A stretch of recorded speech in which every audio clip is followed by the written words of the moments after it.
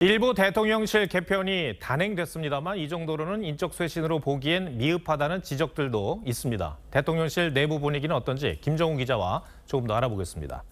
김 기자, 결국 대통령실 개편은 소폭으로 마무리가 되는 거죠? 네, 당초 그 대통령실의 기능적 문제의식에 비하면 소폭으로 정리가 됐습니다. 하지만 좀 속사정을 들여다보면 대안부재론이 좀 컸다고 볼 수 있습니다.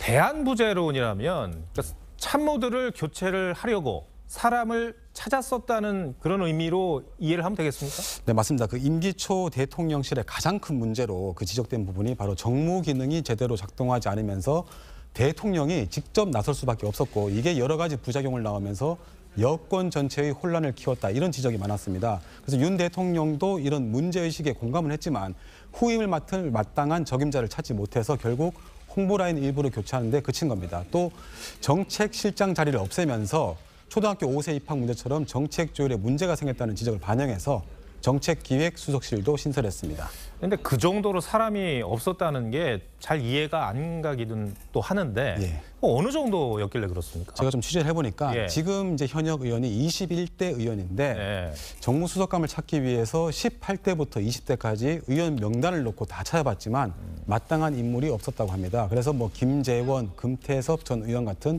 이름들까지 거론이 됐지만 여러 사정 때문에 어렵게 됐고요. 결국 정기국회까지는 현행 체제로 가는 걸로 결론을 낸 겁니다. 결과적으로 보면 윤 대통령이 강조한 그 국민의 요구를 반영한 쇄신으로 보기엔 조금 부족하지 않냐는 그런 지적도 있습니다.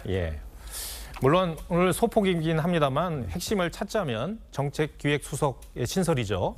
이 자리가 구체적으로 어떤 일을 하는 자리입니까? 어떤지를 보려면 산화비서관을 보면 되는데 그 성격을 알 수 있습니다. 그래서 국정과제비서관은 내각과의 정책 조율을 관리하고요. 그리고 기획비서관은 대통령 일정과 연결이 됩니다. 그리고 연설기록비서관도 포함이 되는데 사실상 메시지도 일부 담당하게 될 걸로 보입니다.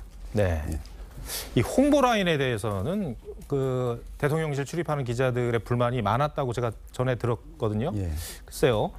김은혜 수석이면은 뭐 문제들이 다 해결이 되겠습니까? 뭐 기자들뿐만 아니고 사실 지난 100일간 그 홍보 라인에서 나온 중요한 지적 중 하나가 그 대통령의 의중을 제대로 읽지 못한다는 그런 부분이었습니다.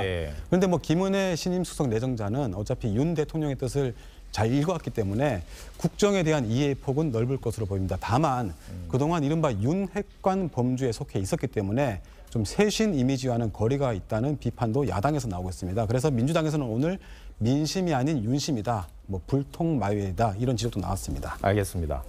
협치 기류도 좀 살펴보죠. 윤석열 대통령이 문재인 전 대통령 사저 경호를 강화하라고 지시를 했습니다. 한 모처럼 만에 여야 모두 환영을 했어요. 이게 사실은 대통령실 입장에서 보면 좀 가려운 곳을 야권이 긁어준 좀 모양새가 됐습니다. 그 문 전 대통령 사저 인근 시위 문제로 그 여론 부담을 느끼던 차에 김진표 국회의장이 공식적으로 요청을 했고요. 윤 대통령은 법과 원칙을 따른다는 대전제를 유지하면서 법률에 따라 이를 해결할 수 있게 된 겁니다. 그 특별감찰관 임명도 수용하겠다는 입장으로 알고 있습니다. 이거 같은 그 맥락이라고 이해를 하면 되겠죠? 그 약간은 차이가 있는 게 그 특별감찰관 문제는 사실 대통령실이 그동안 일관되게 여야가 합의하면 거부할 이유가 없다 이런 입장을 유지를 해왔습니다. 그래서 이제 공은 여야, 특히 이제 민주당으로 넘어간 셈이 됐으니까 앞으로 민주당이 어떻게 행동을 옮길지 주목해 봐야겠습니다. 알겠습니다. 김정우 기자 잘 들었습니다.